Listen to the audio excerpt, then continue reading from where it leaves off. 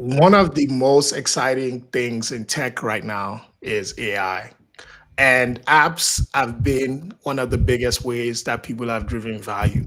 Well, what happens when you bring app development and AI together? You create magic. Today, we're pleased to have a guest today who's the first winner of the AfroTech AI Global Hackathon. Welcome to the live stream, Increase. Thank you. Glad to be here. Absolutely. So, this is the first question we always hit all the guests with. Why did you choose a career in tech? Well, for me, I would say a career in tech was kind of inevitable. I remember my first interaction with computers. I think I was around 12 in my dad's office. I would do some graphic designing. I used to work late with him, so I would do like some graphic designing. Then CorelDRAW was the biggest software for graphic design. So I taught myself graphic designing at that point in time. And at a point, he took interest. My dad took interest. Some of the staff members took interest. And one day, the funniest thing happened. All my graphic design works vanished from the computer. And there was no explanation. The computers didn't break down. I suggested sabotage, but I couldn't prove it. Office politics. I was a kid. I was like 10, between 10, 12, 13. So I just let it slide. But I was quite discouraged then. I think it took me like many years before I got back into working on the computers. And then I think shortly after that, around when I was around 25, I took a leap of faith and I started what I believe is Africa's first paperless elementary school because I wanted to give kids the kind of education I wish I had growing up. Because growing up, I found school to be very boring. It wasn't as engaging as it should be. So that was my first major plunge into the tech world, was trying to create the first generation of digital natives using my tech skills. So I started that when I was around 25, and it was quite a journey. But I think that was my first biggest plunge into tech. It was out of passion, and I saw it as a force multiplier. Mm. While my entry point was in education, I saw how we could change everything. Because then I got tablets for all the kids. I got power banks for all the kids. I got them set up. I got VR headsets so that the kids would go like on excursions, virtual excursions, visit the moon landing, go on excursions inside the human body. These were things I was implementing. I got my friend who was into 3D printing and drone, how to train and fly a drone to put the kids through that. So it's always been my passion to, because I believe tech has the potential to fundamentally give everyone an equal opportunity. It's one of the greatest force multiplier known to man. And I just got a hint of it as a kid and have always run with it since then. So, did you have any like motivation outside of like just, you know, playing with Corel Draw on your dad's computer and things like that? Were there other things that inspired you to build this first tech company? Um, yes, yes. It was about opportunities for the most part because I sensed there weren't many job opportunities out there in my where I was where I was growing up. And one of the best ways I saw that could be tackled, and one of the ways that helped me tackle it was through tech skills as a person. And I wanted to transfer this to the next generation Mm. because just with a laptop and with the right tech skills, you can put up something together and get hired by some of the biggest companies in the world. Tech is one of the few fields that can give you that kind of opportunity and exposure. Mm. So it's that, and of course, passion too. Sometimes you just love the computers. You just love playing. You love creating things with it. So many factors came together to put me on the path of tech. So, you won the AfroTech 2024 AI Global Hackathon. Tell Yeah. me how that came about and what how did you build up to that success? Well, that success was actually years in the making, with a lot of ups and downs. Because what I developed for the AfroTech AI Hackathon was an AI powered diagnostic tool that helps doctors diagnose hard to find illnesses. It helps patients understand how to understand hard to diagnose illnesses and navigate it better. And what gave me that inspiration was shortly a bit after COVID, I had started having strange symptoms that doctors couldn't explain. I would go to facility, run tests, go to different facilities, run tests, and the test kept coming back saying you're fine. Nothing is wrong with you. Everything is okay in your body. But I knew something was wrong. Then I kept researching, and I found out that there were thousands of people all over the world having the exact same experience I was having and having this exact same diagnosis and conclusions from doctors telling you that you're fine. Perhaps it's all in your head. Have you been under a lot of stress lately? Those kind of terms. And over time, I realized that there are certain conditions that mainstream medical practice doesn't quite understand. And at first, I thought it was a failure in the Nigerian medical system. But with time, I realized that it's actually a lapse in the global current medical practice. And I saw AI is a tool that can help bridge this gap, make it easier for doctors to detect conditions that they might not have been trained in school, but current research is now throwing more light to it. So that was what. So I went through this phase. I finally found out what was wrong through self advocacy.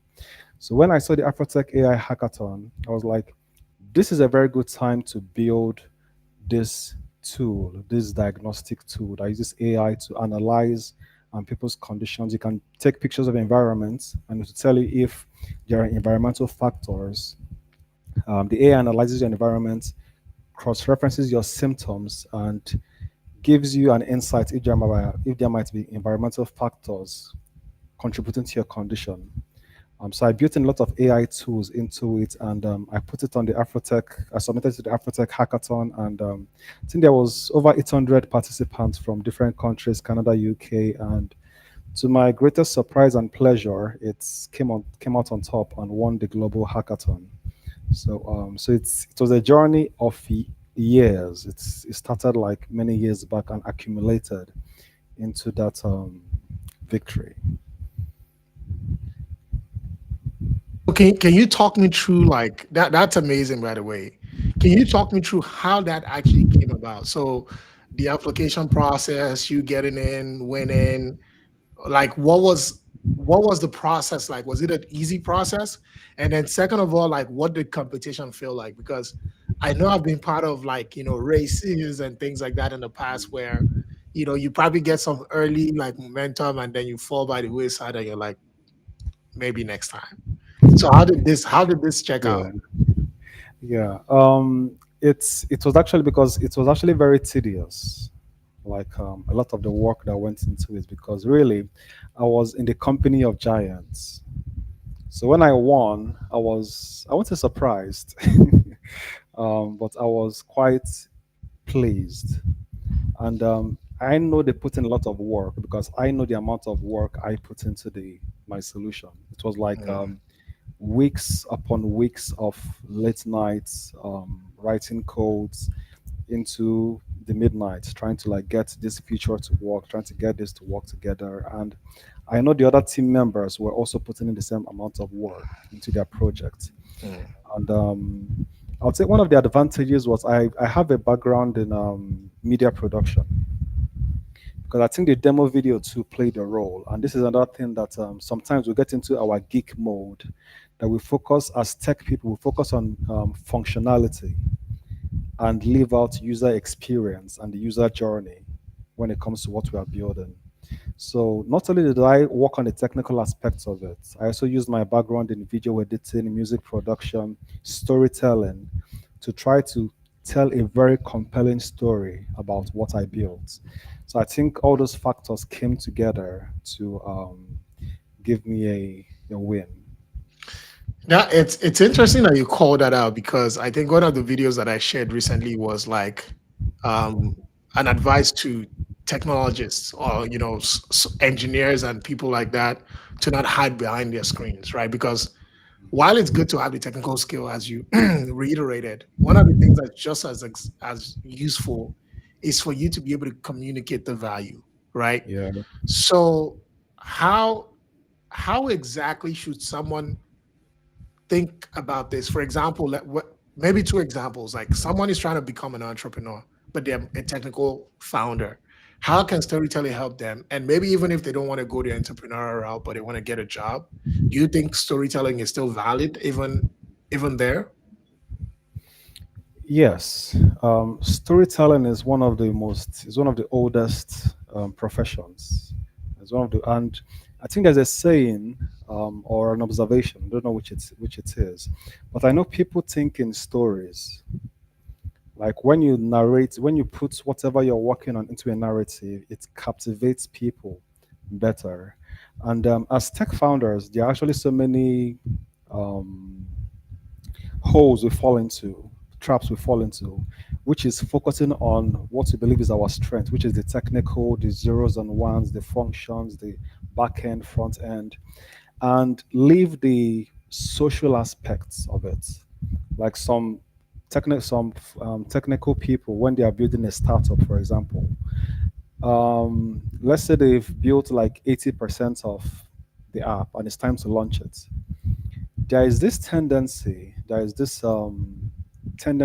for them to, instead of talking to customers, getting customers feedback, oh, I need to add more features to it.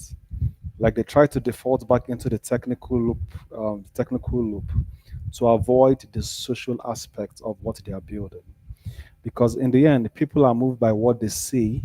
People are moved by how you make them feel about what you built, not just the functionality of what you built. So storytelling, communication, visual elements of what you are building is actually very, very important. In fact, my the first hackathon I participated in, I was just in geek mode, built the most amazing functionality, putting it into the product. It has this feature, it can do this, and it did not win the hackathon. And I took my time, I went through all the winning projects and saw how compelling their demo videos were. Notice that even though I had more functionality, even though I put in more work, but because I couldn't tell my story eloquently, because I couldn't connect with the users, with the judges in this case, I didn't get the win. Hmm, So I took that feedback I received from the first hackathon and used it in building AfroTech hackathon. I went and did a brief crash course on UX designing, hmm, um, and became better at the visual element and storytelling element of what I was building. So storytelling is very, very important when it comes to selling, which is what tech or any business venture, even if it's a job you're looking for, you need to be able to tell your story eloquently and connect to the person sitting across, whether it's the screen or the table from you. You need to connect with them using stories. hmm. That is definitely very valid. I actually remember an example as you were speaking there. When I was in an accelerator with a now very famous Nigerian artist, uh, and they had the best startup in our cohort. Of course, I think they had the best product, but he had such an amazing storytelling technique to the point where when we had our demo day and he was pitching it, because many of the investors had visited before, they were actually able to say their pitch, like their pitch tagline with them, right? Yeah, And that's a yeah, very different feeling when people feel like they can tell your story. And there's so many elements there. For example, like they had a very simple slogan where everybody felt like they were a part of it, right? So they would say it along with them. And it's like you get them to buy into the story. And that's so important because, you know, when it comes to the technology, right? I'll give an example. Like Microsoft does not build the best technology in the world, right? But they have the best reach and the best sales teams that yeah, ensure that people understand. If the value of the product is 80%, the sales team is driving it at 300%, and that's delivering Yeah. value for the company. So whether you're a Yes. large enterprise, whether you're a startup, whether you're someone who's looking to just get a job in tech, you being able to tell a compelling story, right? That makes a huge difference. I remember Yeah. watching a video just to kind of like land here. There was this gentleman who talked about who was working at a consulting firm, and anybody who knows consulting firms know that you have to work crazy hours. And this man said, I'm not going to work on the weekends. I'm not working Saturdays and I'm not working Sundays. And he was able to convince the company to go along with him. Even then, at that time, he had not really, really proven his value going in, right? But he said it the right way. He passed his message across, and his boss was able to see reason and then reschedule the meeting. And that's how he never got to do Saturdays and Sundays. So if you're a great storyteller, if you can make people see your Yeah. vision, sometimes you create opportunities for yourself that don't even exist, Hmm. essentially. Yes, yes, exactly. You can create roles for yourself that the company doesn't have if you can tell the right story, if you can connect to the person across the table, using the right communication skills. So storytelling is very, very is pivotal. Yeah. I actually remember like this guy that was talking about. I also remember a TED talk. I think it's one of the most viewed TED talks where the guy was like, he made up a bunch of facts, right? About a cigarette can kill you in this can do that, this can do that. Oh no, I think the first thing he did was he he put a cigarette in his mouth and was trying to light it on stage, and everybody looked at him weird, like, "Why are you doing that?" Right? And he Yeah, said, "Oh, like you guys care that I'm about to smoke a cigarette." But then he started to throw out numbers like, a Kit Kat bar has this many amount of sugar, and this has this, and this has that. yeah, And because he was able to captivate attention with that thing, he then turns around and says, "I made all those numbers up." But that's how easy it is to convince people, right? So yeah. storytelling and being able to put a narrative together in that way really captures their attention in a very vivid way. And I think to kind of like bring it back to, again, of course, this is working in tech where the goal is always to get people into tech roles. Storytelling can be a great resource, whether you're doing a job interview, whether you go to a tech conference like AfroTech to meet people and you're able to really deliver your value, right? And I think it comes from really recognizing, right? Just like you said, you had a failed hackathon, you went back, really saw that of course features are important, the idea is important, but if people don't really see the value in it, I imagine that of course all the other people who came up with, they had products that were just as good, maybe not as impactful, but they had good products too. But you being Yeah. able to tell that story in a way that resonated definitely gave you that advantage, and I think there's a lesson there. So to bring it back home to your experience, right? You're a technical founder, right? Learning tech is one of the hardest things that anyone can do. How would you advise anyone learning the technical skills in tech to go about it? Like, what were the things that helped you in your own learning journey? I would say the most important skill is focus.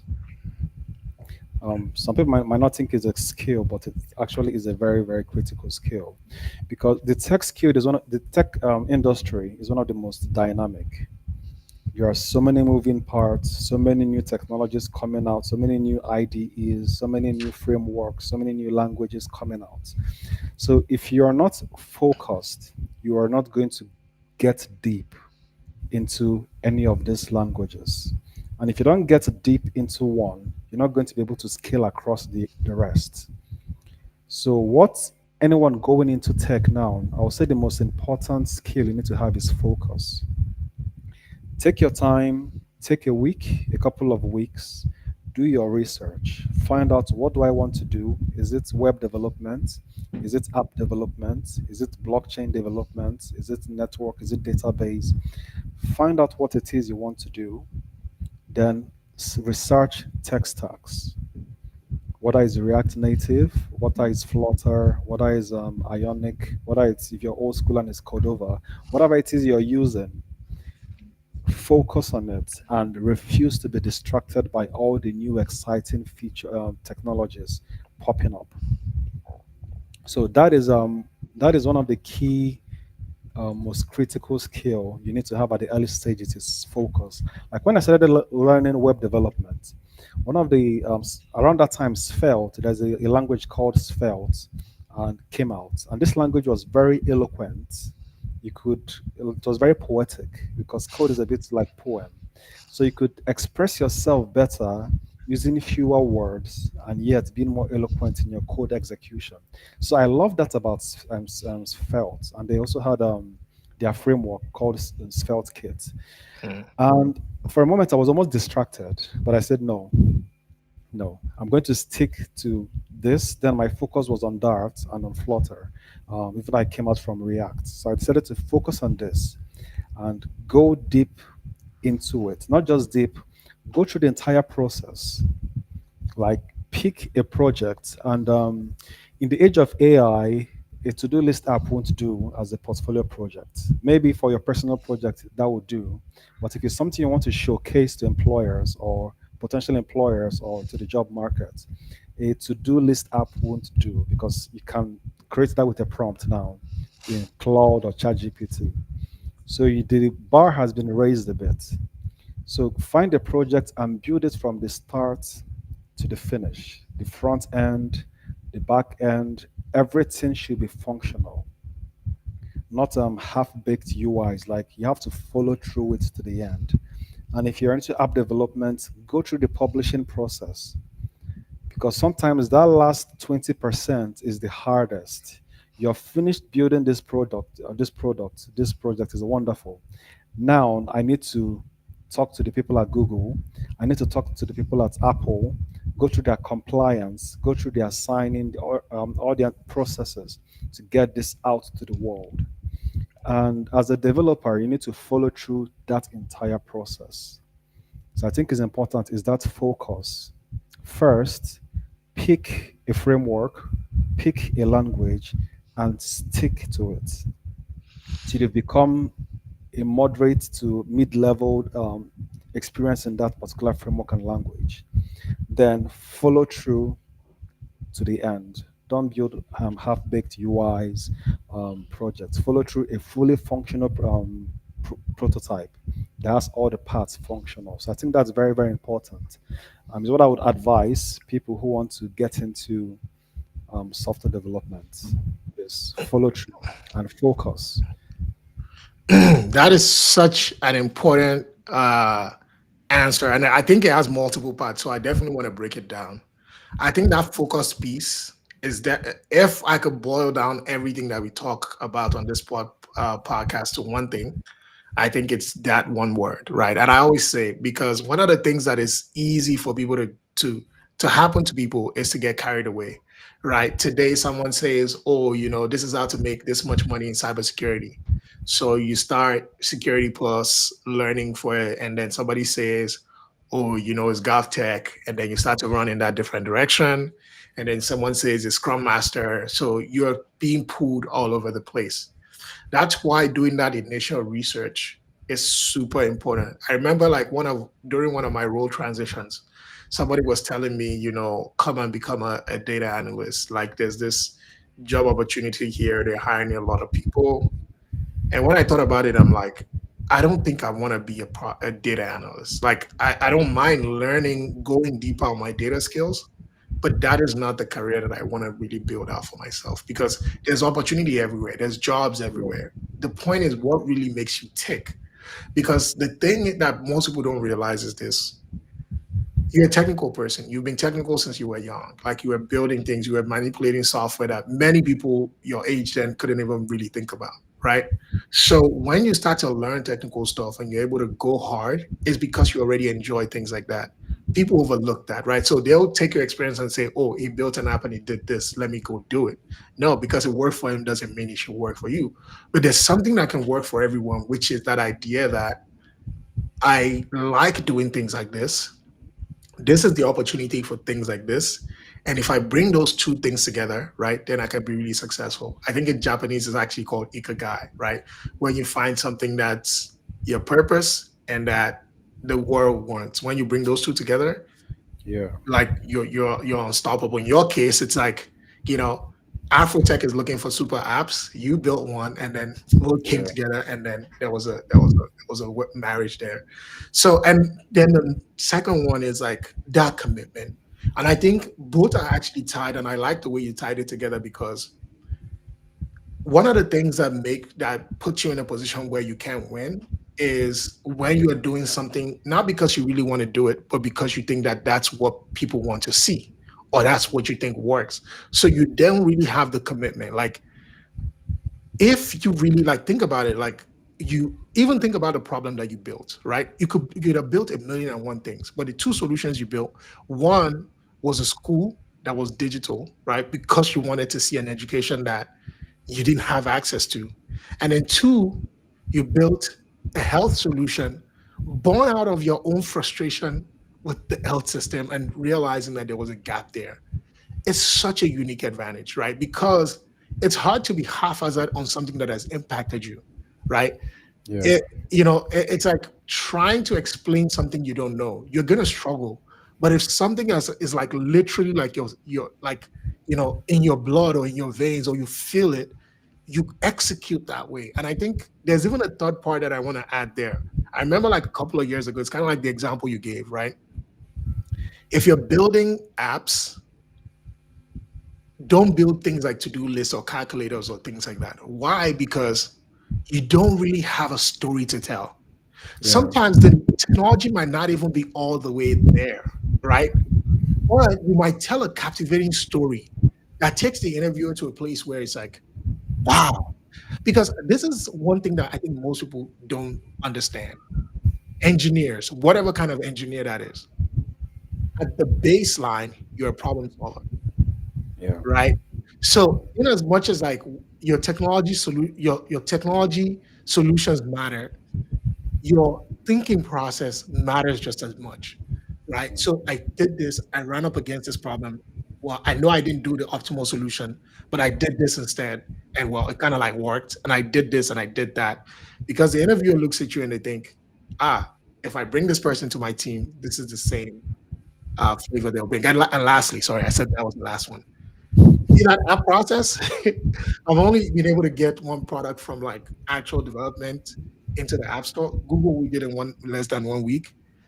Apple took us more than 3 months. And my CTO literally had to get a brand new number just to be able to get the app through. So it Yeah. definitely helps when you can tell those kind of like battle stories. Yes, yes. And the thing is this is with time, it becomes much easier. Like I think the last app I published on the App Store, it got approved on the first try. Like Hmm. there was no, and for those who know Apple, that's like a whoa, did that just happen? kind of a thing. So it got approved on the first try, even easier now for me than on the Play Store, which I find Hmm. surprising. And that's one of the things about follow through.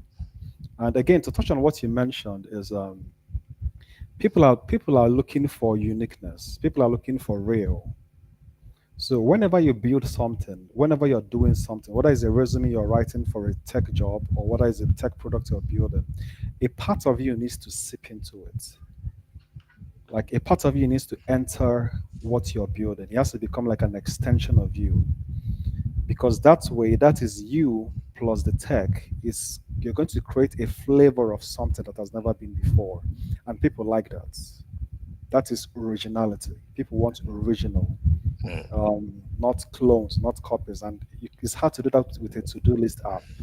You need like something that's you have a skin in, something that you're really passionate about. And when you're passionate about something, you don't really have to work a day in your life again. So it's a win-win. It's like catching two birds with a stone. Hmm. It's actually interesting that you say that because that's one of the pieces of advice I got at Afrotech. So I was at Afrotech doing, street interview, man on the street interviews with about tech roles, and someone said exactly what you said. It's like a lot of people make the mistake, especially like now that you have AI tools, they copy the job, they put they put it in the AI, they say do this, and then it's kind of like almost spits out. the job description to catch the ATS. Even if it goes through the ATS, once it lands in front of the recruiter's table, they immediately reject it. Why? Because why are you giving them what they asked? Because you're not able to show the numbers, you're not able to show those things. She said, if your resume says the same exact thing that it says on the job, uh, that if your resume was something I could pick and substitute somebody else with, that is not a resume. You see what I'm saying? Like, it just to your point, like it has to tell a unique story, right? Are you Yeah, weaved into it? What are the challenges? And that's why like the STAR method is so powerful, right? Because you can describe the situation, you can talk about what you did specifically, and talk about the kind of results you got. So even if they're so let's say for example, the our challenge is we're trying to solve, for getting into the Apple App Store, for example. We might both solve it. We might both get it done in 2 weeks, right? Which is the same result. But the way we got there may be very different. And that is the story. That is the uniqueness, right? Even the problem might be a frequent problem, but the way that you went about it is very interesting, right? And those kind of results that you then get and being able to do it one day, right? Because even that, like telling that story will be unique, right? Especially for anybody who's faced that situation. What do you mean? They say, I want to talk to this guy. He's either lying or something, because how did he get an app in the app store in one day? Those are the kind of results that make people want to talk to you. yeah, yeah. And again, when it comes to AI, is this is a mistake people make when using AI is they try to use it to replace their thoughts. Whereas what it's meant to do is to enhance or refine your thoughts. Um, and that's why, for example, I use AI in programming, but I see myself spending 2 hours just in prompt engineering Mm, to try to get the AI to, because we're not dealing with technical terms, you first of all have to clarify what you want. And then you have to communicate that in an A to the AI in a way that it can execute it. So that way you're transferring your uniqueness into what you're building, even though you're building with AI. But if you go to the AI and just type build me a to-do list app or build me a calculator app, nothing has been transferred. It's just on the surface level. There is no uniqueness. There is no differentiating factor in what you build, and people will notice. People mm, will see that, and it becomes like hard for the app to scale, the product to scale. mm. So, if you're just joining, welcome to the Working in Tech podcast. We hope you're enjoying the conversation. Please leave any comment you have for Increase in the comment section, and we'll be taking it. For anybody who doesn't know him, he won the first ever AfroTech um, Global AI Hackathon, and we're talking about his tech experience building AI apps. So if you're excited about software development, app development, or you're excited about AI, which I think most of us are, feel free to leave comments in the comment section, and then we'll take them, as we go along in the show. So speaking about AI app development, how is that different from traditional app development, or what are the interesting nuances that you've come up against, in building AI apps? I think I'm going to take an unconventional approach to when it comes to answering this question because AI has ruffled a lot of feathers when it comes to every industry, but especially in the tech world. Like I see people who are like they're in the middle of their CS degree and they literally want to drop out because they're afraid of AI or they want to switch courses because they're afraid of AI taking their jobs. So there are two camps. One is AI is going to take our jobs, and the other camp is AI is hype. It's just statistics and probability on steroids. And the truth is somewhere in the middle. The truth is somewhere in between. When it comes to first, I'll tackle how AI is going to affect the software development job market. And there are some broader backgrounds when it comes to understanding this because I took time to sort of analyze all the revolutionary technologies of the past. And one thing I found out is that it's like creation and destruction are two sides of the same coin. That everything that has the potential to create, to destroy, also has the potential to create in most cases. And like the more creative a mind is, the more potential it has to destroy. You look at even things like hurricane. Modern nature can be very destructive on unimaginable scales, but also it creates too in unimaginable scales. And then you look at technologies of the past, things like electricity, things like the mobile phone, things like the automobile industry. These innovations destroyed entire industries, but it gave more than it took. Like you can't compare the industry built around automobiles today compared to the industry that was built around horses and horse carriages in the past. So even though this innovation took so much from that industry, the horse industry, it also gave so much. The same thing with mobile phones. It took the calculator manufacturing jobs. It took the CD player manufacturing jobs. It took the landline maintenance manufacturing jobs. It took a lot of jobs. It destroyed a lot of industries, but it created new industries. It created new jobs. And this is the tricky part, is that a lot of the stuffs these revolutionary technologies of the past created couldn't be anticipated by the people who were living in that time. Mm, Like someone working the first mobile phone, Nokia 3310, mm, couldn't have seen TikTok, couldn't have seen mm, content creation, mm, couldn't have seen a lot of all the innovations, NFC, near field communication, couldn't have seen all these innovations built around this revolutionary idea, which is now the mobile phone, the portable mm, phone. And in a very similar fashion, the innovations that are going to take over in AI, in software development, the new business models that need to come into play, most likely haven't been thought about yet. The same way people in the past, at that point in time, couldn't have anticipated where this technology was going to lead them to.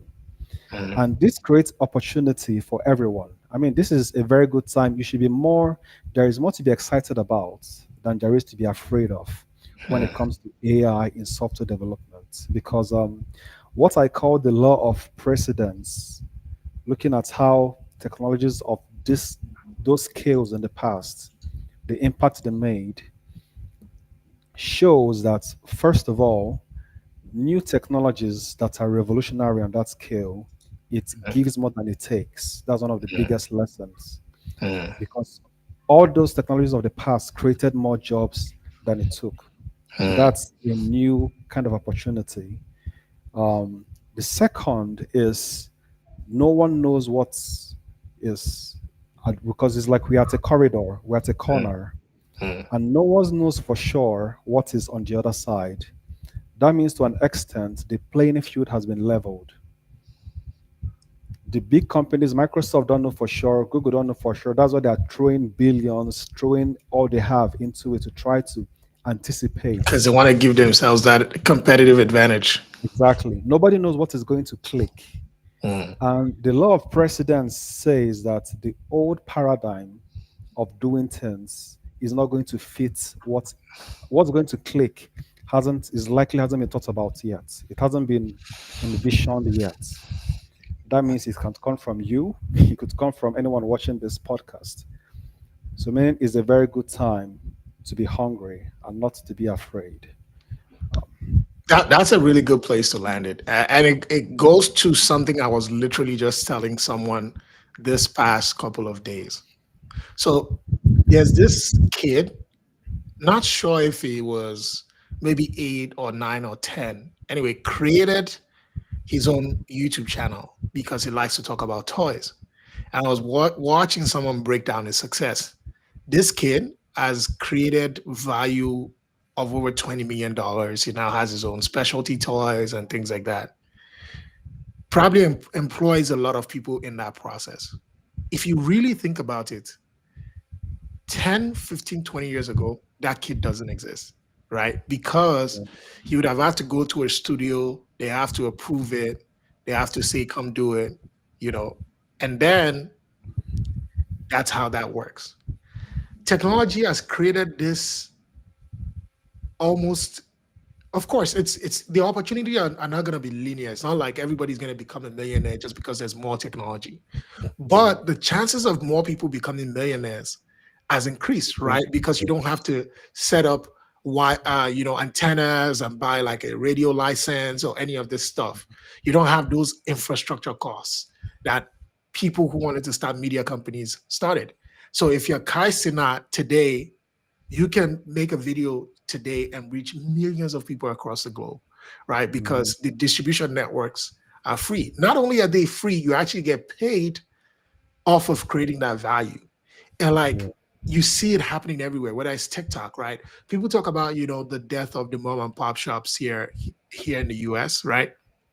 But you now have the TikTok shops. So maybe not mom and pop, but it's TikTok. And people are Yeah. making so much money off of that, right? Through affiliate links to their own products. It has democratized and even made sure that people don't need like, tens of thousands or hundreds of thousands of dollars in initial investment to be able to sell things. You're seeing the same thing with app development too, right? For you to have created a product or a service before, you needed initial investment capital. There are people who now it's even crazier now with ChatGPT who are writing code specifically with AI and putting those apps on the app store.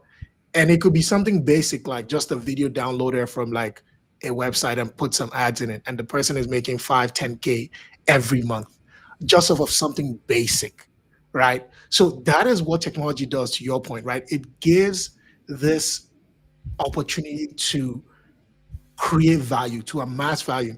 I actually had I don't want to call it an argument, but there was a CEO who was almost bragging about the fact that you're going to eliminate um, well, AI is going to eliminate the software developer job. Kind of like to your point again. First of all, I don't think that if you're a software engineer, you should be scared because if it's going to eliminate jobs, of course, maybe some software engineer jobs, but more people should be worried than just software engineers, is what I'm saying, right? Because if you're Yeah. already technical, you know how to manipulate code. Well, maybe you may not be able to get a traditional job, but you're probably the closest person to creating a job in this economy. So I think it's Yeah. actually an exciting time for you to have more software engineers, right? Because I don't think that the teacher is the closest person to make an AI app over like the software engineer, if you see what I mean. So Yeah. again, there's always going to be opportunity, and people who recognize that and are able to tune their mind to where that market is shifting, they're going to be the one who reap the largest rewards, is what I see. But yeah, I think that's a great point overall in terms of like Yeah. just how people need to think about AI. And the funny thing is, like when they talk about AI replacing software engineering jobs, it's I find it a bit amusing because one, there's a truth to it, but people underestimate um, the challenges of. That's why I said focus is one of the most critical skills. People underestimate, like for some people, just opening a command line tool makes their mind shut down. Like just a command line interface. And then some people, when you open an IDE for programming, it looks like the control room of a spaceship shuttle to them. So people underestimate so much about the process. Hmm. And of course, maybe in the future, the interface is going to be like TikTok. Right, where you It's a, can it's just a, write the yeah, caption yeah, you and can then just write the generate the caption. code. Exactly. But even at that, like look at Canva, for example. Even though Adobe is there being dominant, Canva made development accessible for anyone. But still, there are some people who are making a living out of Canva, even though it's meant to give everyone access to creating amazing designs. Because people underestimate that skill I call focus, being able to sit down, learn something, and follow it through to the end and become very skilled at it. Just open a command line tool and run a few command lines. People think you're a wizard. People think you're hacking governments by just that simple task because they are not able to commit their mind, focus on stuff like that, and become proficient in it. And I mean, so when people say AI is going to take jobs, I mean, Canva didn't replace Adobe jobs. Yep. Um, Google didn't replace Wikipedia. Like there are iterations, there are focus areas that exist when it comes to these things. And again, is I haven't seen it. You even see it in like App Store and Google Play Store. Is they are beginning to crack down on repetitive ideas. Mm. So if you just clone an app and Just to there is steal some nothing part of their revenue. exactly, they won't let you in. Mm. And in the age of AI, those kind of restrictions are going to become Even more, more, because the yes, barrier to entry is low, and like it has been you lowered. ruin the market. Maybe your app Exactly. is buggy. You destroy the experience. Exactly. So, so a lot of the fears per se, there is a truth to it, but there's also the exaggeration of it. I think for the most part, we overestimate AI presently, but we underestimate its future potential. And when you think about it, a lot of the current implementations of AI are hype. The technology itself isn't hype, but a lot of the current implementations of it are hype. They are mostly things that just an update in ChatGPT would wipe out, or an update with Google Gemini would wipe out. But even at that, there are iterations that will still set people apart. These are people that understand things like storytelling and the Mm. user experience. Because Mm. really, the longer you are in the entrepreneurial field, the more you realize that ideas are a dime a dozen. Mm. Execution, it's everything. That's where the money's at for sure. Exactly. That's where the magic is. Mm. Two people can have, 1,000 people can have the same idea, Mm. but one person sits down and is able to empathize with the customer, going through the customer's mind and make a connection in their UI. They all have the same tools, Mm. but one is going to create a magic that the others can't because they have a different set of skills. So AI is, for the most part, something to be excited about. There's more to be. This is a, this is the time to be hungry, not the time to be afraid, because Mm. um, the business model it takes for to run a horse carriage industry is different from the business model you need to run an automobile industry. And you see a lot of big companies are using their current business model and trying to integrate AI into their current business models. And I would argue that the kind of business model it would take for AI to stick, like really stick and become a part of people's daily life, hasn't been envisioned yet. Mm. Currently, they're taking this new wine and trying to put it in an old wine skin. And so it's causing some, of course, AI is very versatile. So it's going to create a lot of value at that. But there's a boom magic these companies are looking for. Like, what is that implementation that is going to be it that people can't live without? That is going to be like a painkiller for people, not a vitamin. Mm. What is that implementation of AI that solves a fundamental human problem? And I think to get at that, it requires a new way of thinking, an AI native way of thinking, a Mm. new business model that doesn't currently exist, Mm. um, that needs to be implemented for AI, not trying to fit into the old business model. And this is an opportunity because this can come from anyone. Anyone can figure out what this model is, what this Mm. implementation is, what this execution is. So that's why I said it's a time to be hungry, not a time to be afraid, because there is a fog in front of everyone. All the big companies, everyone, there's a fog, a darkness, if you could call it that, in front of everyone. Mm. And you never know who casts the light that will break through that. It can come from a garage, it can come from a big company, it can come from you, it can come from anyone. Mm. So it's a time to be excited and hungry when it comes to AI in the future of tech. That sounds really good. And to put a pin in it, right? What does that mean for the person who's watching this video today and says, everything that you're saying sounds great, but how does that help me as someone who's trying to break into tech? How should I, what are some actionable steps that I need to take to prepare for this, leaps and bounds of opportunity, as I think about my career as a cybersecurity professional or a potential cybersecurity professional or as a, you know, product manager, scrum master, software engineer? What does that mean for me? The tech industry is the most democratized industry. Like there's this running joke how tech steals a lot of serious titles, like software engineer. Engineer was stolen from mechanical engineer, civil engineers, and things like architect, solution architect. And how can you be an architect when you have never drawn anything 3D? And who knows, maybe in the future we might see something like a database chemist or a Mixing and matching different yeah, or different a net flavors. yes, or a software surgeon or a networking oncologist. I mean, maybe software is going to steal even more terms in the future. So things have been democratized a lot, and AI has even democratized it even more. So I would say this is the age of side hustles and projects. You can get more out now in less time than you could before. So let's say you're trying to break into tech and you don't have the time. You're working a full-time job. You have your weekends. So now is the time to start building. Because like I said, nothing is really sticking yet when it comes to AI. There are a lot of chatbots and people are getting a bit Jaded with that.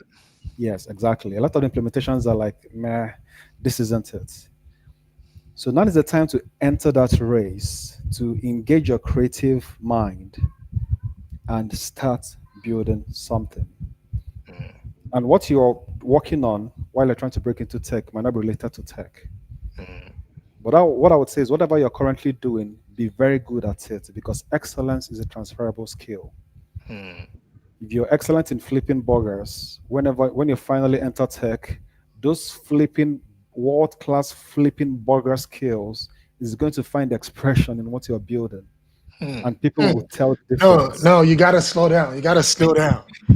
Say that Yeah. again. Say that again. Excellence is what?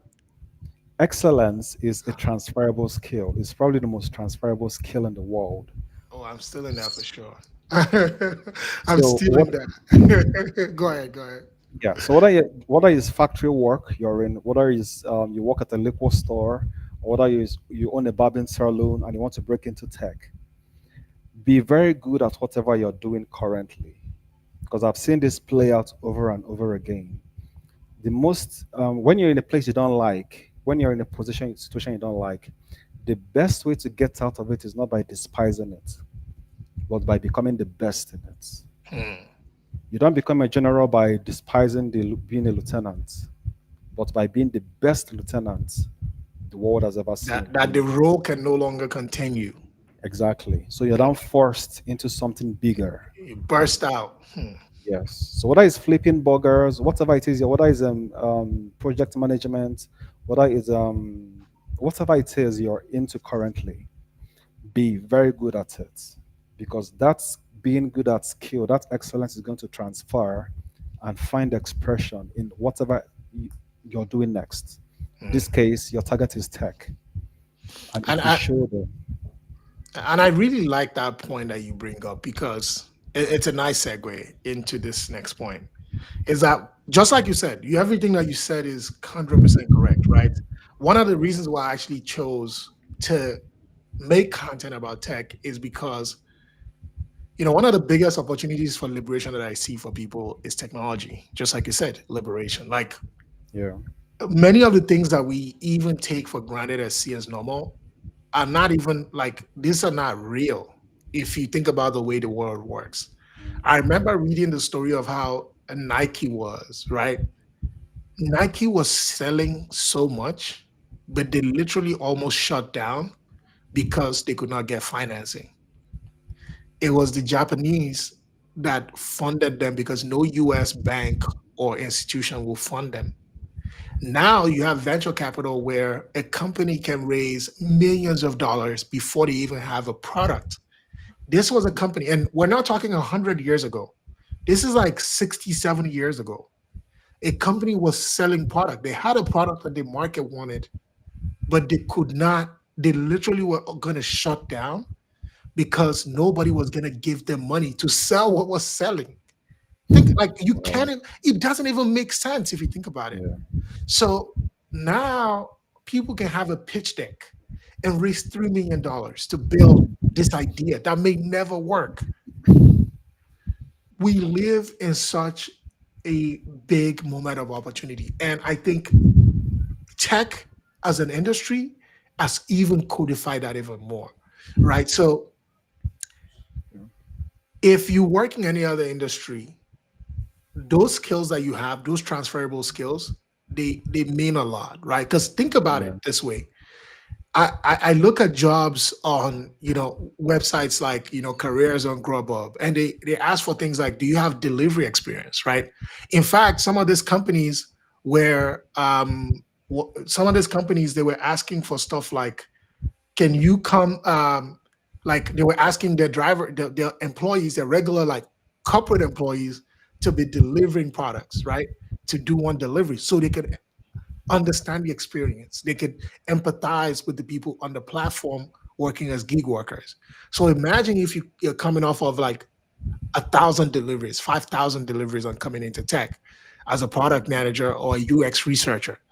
Well, Mhm. you are the person who they're doing the research on. Like you can empathize, you know what it feels like. So none of that experience is a waste. So again, to your point, build up that excellence and let it find expression in this new opportunity. To kind of like bring it to a close, because I know we're coming up on the hour.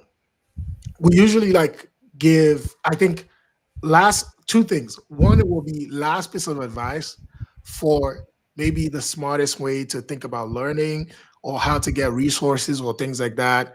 Maybe even how to choose a career in tech. And then if you have anything that you want to promote or shout out, this is the time. Okay. Well, when it comes to breaking into tech, there are so many pathways. And of course, that's why people also get confused and get easily distracted. Today is cybersecurity is the hype. Next is data analytics. Next is data science, blockchain, AI, web development, app development. So many fields. That's why I say focus is one of the most important that you need to have. Then also building out real life, practical, complex projects, especially in the age of AI. You can't just afford to do something very basic. You have to show the ability to process complex thoughts and follow through complex projects. And then certifications too are important in so many ways.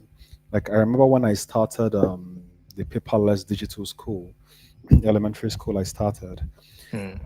I had to become a Google certified educator. I took one of the highest Google Analytics IQ tests at the time. I got a certification for that. I had to get so many skills I needed to be able to build what I wanted to build. So certifications help. However, you have to be careful not to fall into the trap of credentialism, where I've been looking for a job, I haven't gotten a job, I need to get more credentials. Instead of I need to solve more problems.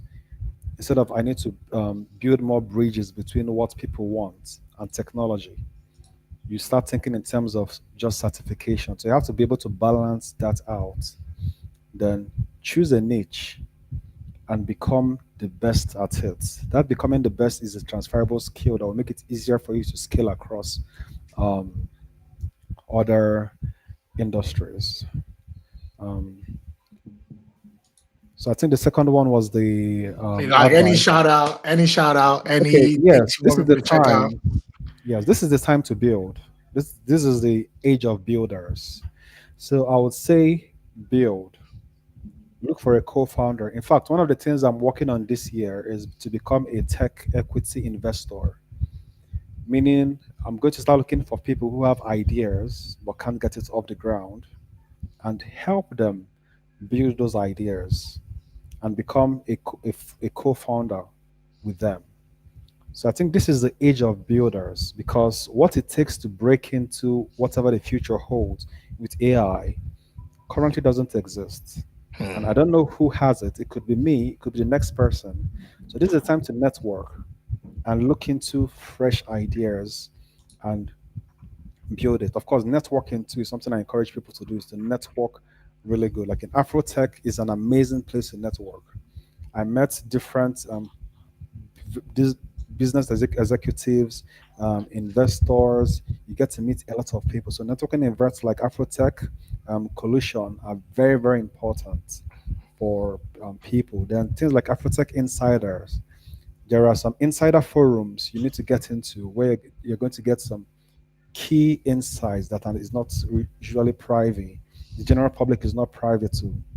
AfroTech Insiders is a paid membership, but I've gotten a lot of value out of it.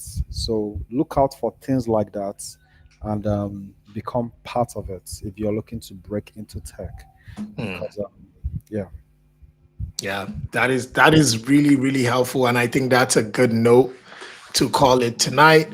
Thank you so much, Increase. I think I really appreciate you dropping by and spending the time.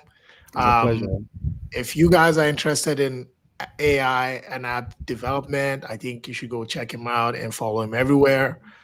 This has been another episode of the Working in Tech. We do this every Thursday. We've had all kinds of experts and professionals, whether that's software development, product managers, DevOps, cybersecurity. We bring them every week to share their unique insights to help you learn about those roles and build a winning career in the tech industry. Next week, we got another amazing guest. So make sure you join us again, and we'll see you on the episode of Working in Tech. Have a good night.